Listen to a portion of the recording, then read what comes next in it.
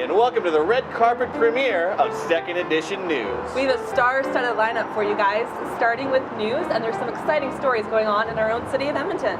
Our city also has a new star. The new mayor of Edmonton has been elected, Don Iveson, so we'll be touching on that as well in news. We have Movember coming up. I started my Movember stash back in August. I was going to say, looking good. 2 more months, you'll be the talk of the town. And we will be checking out the movie Psycho. I haven't seen it yet, but I might cry, and you don't want to miss that. So we have all that and more coming up in Second Edition.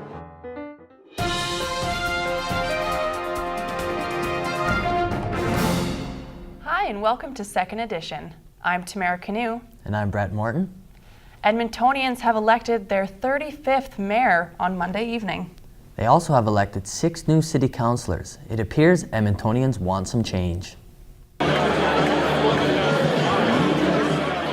With a big group of supporters, Don Iveson is the new mayor of Edmonton. Iveson won with more than 60% of the votes casted.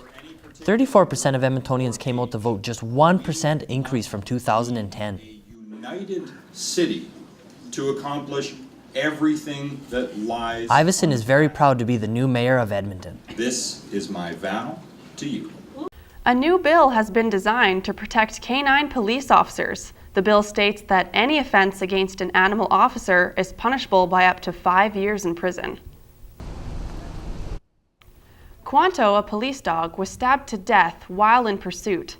As a result, the announcement of Quanto's law protects all animal members in service. A law enforcement animal is defined in this act, and that had to be done because, like I said, cruelty to animals does not define law enforcement animals in any way. Quanto's law is still waiting for approval, but police say it shouldn't take long for their canine officers to be protected. Tuesday was a major day for some immigrants in Edmonton. I was waiting about 10 years to become a Canadian citizenship. It was a long, hard-fought journey for 74 immigrants to finally get their Canadian citizenship. They had to learn and adopt a new culture, climate, take a test, and learn new languages to be able to become a Canadian citizen. Together, very happy, I'm very glad to come here and be Canadian citizen. I love here. This week, Habitat for Humanity is calling all women to come out and give them a hand. Women's Build Week is meant to get women unsure about house building out and on their feet. Habitat for Humanity has great employees who show all experience levels how to be safe on site. It's not about coming here to just swing hammers or, it's stuff like that. It's for the people that we do it for. As winter approaches, the demand for more volunteers grow. Women's Build Week is said to be a busy but fun time, and they want to encourage all to come by and lend a helping hand. Last Friday, Nate opened up its doors to students for the open house. I want to make sure. The open house displayed over 100 exhibits. 2 of the most intriguing exhibits were the Auto Body Technician exhibit, which displayed a virtual paint simulation. The Denturist Technology exhibit also gained a lot of attention. They took impressions of visitor thumbs and made keychains out of the same material used to make dentures. I really like all the information that's given here about the trades for electrician, and I'm interested in that. This is very informative, and I found it very helpful. The open house was a huge success and helped students make the decision on what their future endeavors might be. Nate opened its doors on Friday to many potential students, but one booth was sweeter than all the rest. Dakota Barber has the story. Nate's baking department set up an attractive display where guests could taste cookies, see how flour is made, and have their questions answered by the baking students. A lot of it is hands-on a lot too. Like we're in the bakery for like 5 hours in the morning. Marie originally started this course just for fun, but is now seriously considering a career in baking. So this is what we've done is like our dead dough art, and like that's all the sculptures at the back there that are like colored and stuff. Many open house guests had the same question. What could they expect of this program? We're teaching the full-time semester where we have 27 students in class, and we go through sugar blowing, chocolate sculpting, making of cakes, bread by hand, and then bread by machines. The impressive baking lab is set up so each student has their own supplies and station to work at. There's 27 accepted. There's over a couple hundred that have applied, and we find the best suited ones for the industry. Like some people say, don't trust a skinny baker. That's not true. We do. We all eat our food, and we have to know what we're serving. You're more connected with your instructors and with the people that you're like going to school with. So it's not like a big university class where there's like 200 other people kind of, and like the instructor just like doesn't know who you are kind of thing. It turns out there's a lot more to baking than just eating cookies. Dakota Barber for 2nd edition. Pretty soon, awareness will grow, as well as mustaches. November, or Movember, has become a month to show your enthusiasm to support a good cause. Dr. Roger Zemp of the University of Alberta was awarded $192,000 in Movember Discovery Grants and has led research towards new technologies used in treatment for cancer. There's some unmet needs in prostate cancer that we hope our imaging techniques can be applied to make a difference and save lives for those who have prostate cancer. Movember is a fundraiser that continues to grow in popularity. Make sure to look around this November to spot the results of the mustaches grown in support of prostate cancer. Well, with Movember coming up, how about the Mooks? Do you think they're going to be growing any playoff mustaches? Well, it's not playoff season yet, but I hope they grow some mustaches in support of Movember, as well as the Oil Kings. I hope they do too. I'll have all that and more coming up in sports.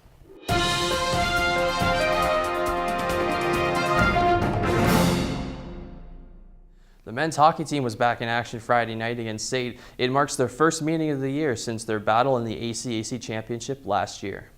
Early in the first, Ooks on the power play, Liam Dara can't hang on to the puck. He turns it over in the neutral zone to Dan Gender. He's going to feed Corey Tyrell, who will pop his 4th goal of the year, coming shorthanded 1-0 Trojans. Second period, State already up 2-0. One-time shot in the slot is stopped, giving the rebound right to Michael Peluso, who will get his 2nd goal of the year, putting the game within 1. Peluso will be at it again, however, on the power play. He'll feed Dante Borelli, who sniped that puck past Braden Hopefee. It's a tie game at 2. Then near the end of the second, Josh Lozowski from the circles will wire that puck up high past Hopefee again for his team leading 4th. Heading into the third, it's 3-2 Ooks. Third period action, things are really starting to heat up. Kevin Carey lays a huge hit on Joe Babby in front of the State bench. No penalty was called, but he would be okay. He would, however, set up Trevor Cameron for the winning goal, making that 4-3 the final score. Nate would get a chance to redeem themselves on Saturday as they headed to State. In a defeat, you're able to drive that message home. So, we're looking forward to the game tomorrow. State's always been a measuring stick for our program, and they played very well. They're very opportunistic and capitalized on their chances. The Ooks had some revenge on State as they tied the home-and-home series, winning the game on Saturday 3-2. Sticking with the men's hockey team, they got the chance to play an NCAA Division I team in the University of Nebraska of Omaha in early October. Despite the 6-1 loss, it was an experience that they would not forget. The Ooks hope to continue doing major travels to play elite schools in the future. It was definitely an interesting night for the Edmonton Oil Kings last Tuesday as they played the Prince Albert Raiders. It was most certainly a dark night for them, not emotionally, but visually. Oil Kings get things going early in the first, just 16 seconds into the game. Mitch Moroz and Jaden Hart square off in the evening's first fight. Hart, though, would get the extra 2 for his hit from behind earlier. Then, just shortly after, a power outage occurred at Rexall Place just a minute and a half in. Play was delayed for 90 minutes before picking things up right where they left off early in the first. Then, just before the first period ends, Carson Perot's shot's going to beat Tristan Jarry, who puts the Raiders up 1-0 heading into the second period. Second period, Sens first-round pick Curtis Lazar is awarded a penalty shot. He will go in and just get that puck past Cole Chevalier for his 6th of the year to tie the game at 1. Then, just as the period ends, Henrik Samuelsson and Tim Vanstone are going to drop the gloves with each other. Both received fighting majors, but Samuelsson would get the extra 2 and a 10-minute game misconduct. Third period action we go. Oil Kings up by 1. Prince Albert's net empty. Josh Morrissey's shot is stopped, but Reed Gardner buries the rebound with just under 30 seconds to play to tie the game. OT solves nothing. We head to a shootout. First shooter for the Raiders, Leon Draisaitl, does an around-the-world move to beat Tristan Jarry early in the shootout. Then, after Lazar fails to score, Mitch Moroz has to keep the game going, but but he can't beat the post. Oil Kings end up taking a tough loss. LA in the last couple of minutes really hurt us. They pushed pretty hard and they did a great job of evening up. And we had a chance to breakaway in overtime to finish the game, and then obviously shootout to shootout. So our kids played a hard effort. The Oil Kings were back at it on the road Friday with a 4-0 win in Red Deer. Edmonton is named one of the finalists to host the 2016 Olympic and Paralympic swim trials. Quebec City, Montreal, and Toronto are also in the race to host the event. Although a decision is not expected to be made until 2016, the winner would get the opportunity to host more than 700 athletes and close to 2,000 spectators. Well, hopefully if we do get the swimming trials in 2016, there will be no power outages at that time as well. Yeah, but they did give a free ticket to those who were at the arena who did leave. Well, thank you for that, Connor. That's your look at news and sports.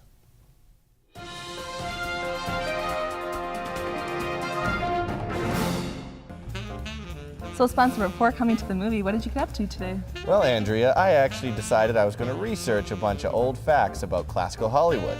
I found some interesting things about James Dean, the movie Rebel Without a Cause, Judy Garland, Elvis, and a few more. Wow, sounds great. All that and more coming up in Did You Know? Did you know? Did you know in high school, James Dean was a star basketball player? Were you also aware Marlon Brando did a screen test for the movie Rebel Without a Cause? Have you heard Elvis earned a black belt in karate in 1960? OMG, guess what? The day Judy Garland died, there was a tornado in Kansas. Hey, last thing, the storyline for West Side Story was based on Shakespeare's Romeo and Juliet. Originally, it was intended to be about a Catholic boy who fell in love with a Jewish girl.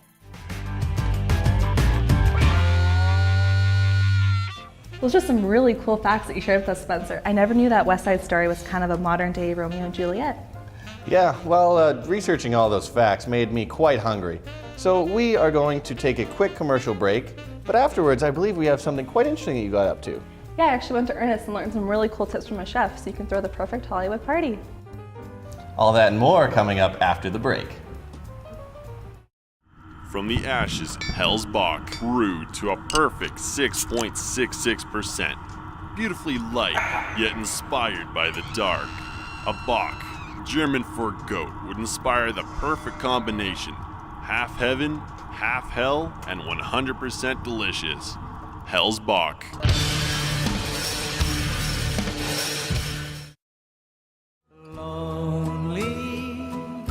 I'm pulled through go home.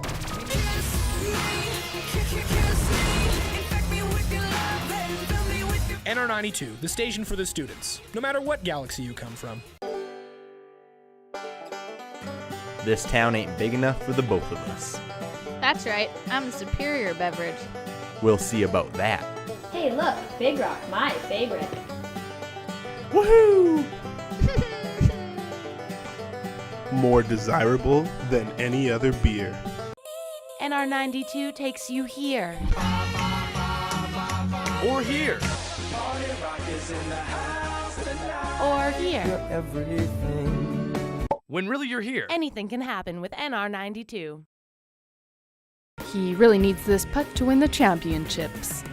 He's definitely looking nervous. Looks like he's feeling the pressure after Cody's great putt. Just 4 feet away from potentially being the next champion.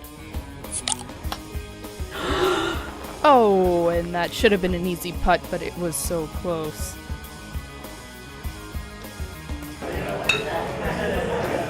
Big Rock, always a part of the winning team. The strongest foundations stand the test of time and are built solid as a rock. Big Rock, standing strong for over 25 years.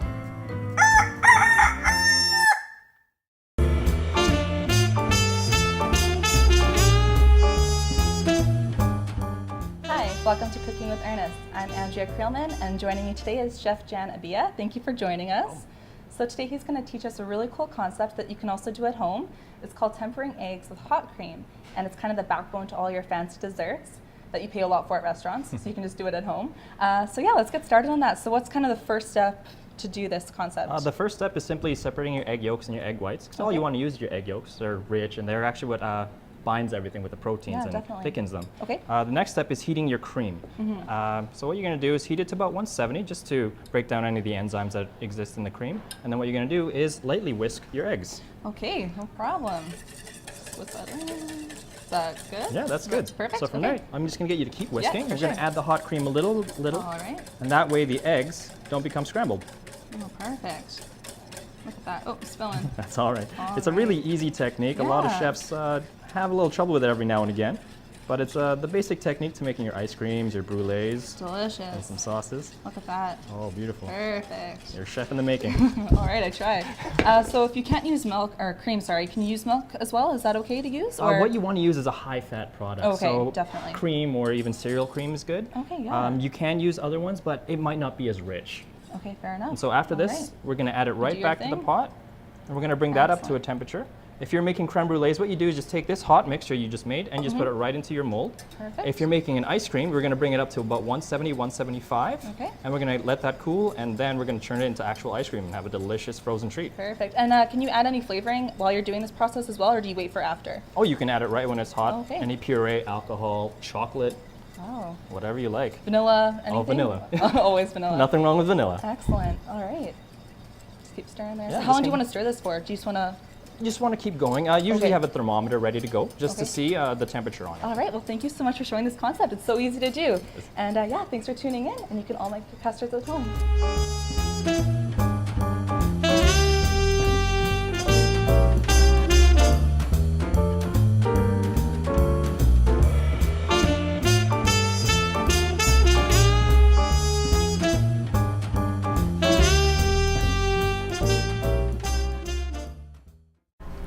Chef Jan sure taught us how to make up those sweet desserts. He sure did. And speaking of sweet desserts, we have Marylin Munroe coming up in our viral video. Here is Krista Martell. The 1960s was an era where many stars became famous, but only some of them left a legacy. From glitz and glamour to the red carpet at the Academy Awards, we remember many, but the one who made a name for herself is Marylin Munroe in Something's Gotta Give.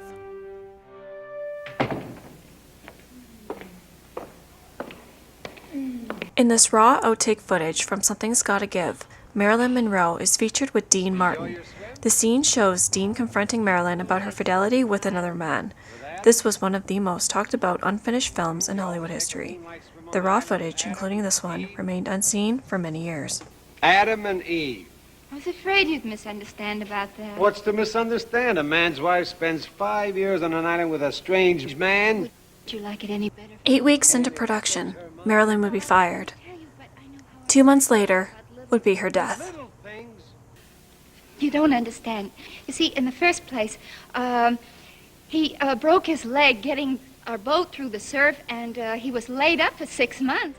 It wasn't until 1999 when 20th Century Fox decided to create the film. It aired for the first time on AMC June 1st, 2001, which would have been Marylin's 75th birthday. Thank you for joining me on Viral Video. Tune in to us next week as we review another popular clip.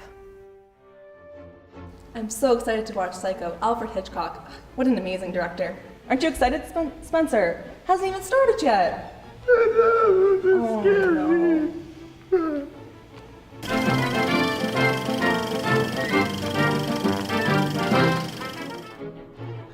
Psycho is a story of Marion Crane who commits a crime of opportunity in order to start a new life.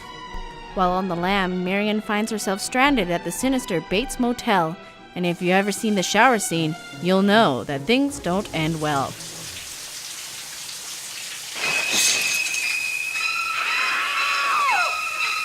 Although it was 45 seconds long, the stabbing scene had about 70 different camera angles for it. And it also took 7 days to shoot for only a 45-second scene. It's not as if she were a maniac, a raving thing. She just goes a little mad sometimes. My favorite scene is when Marion's sister Lila went into the house and she was looking for Norman's mother. And it was really suspenseful. I kept thinking, go faster, Norman's gonna come any minute. And I just really loved it. Mrs. Bates.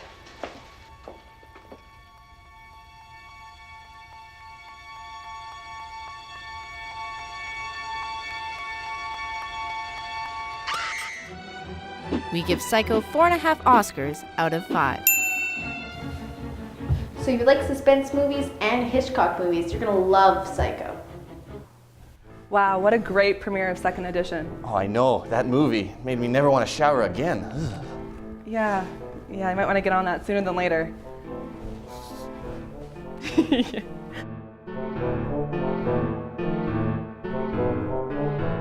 And Marylin Munroe. It's good to know that stars can make it look so easy sometimes. Yeah, she's definitely an inspiration for all of us. Well, that's second edition news. Thanks for joining us and see you guys next week. Bye, guys.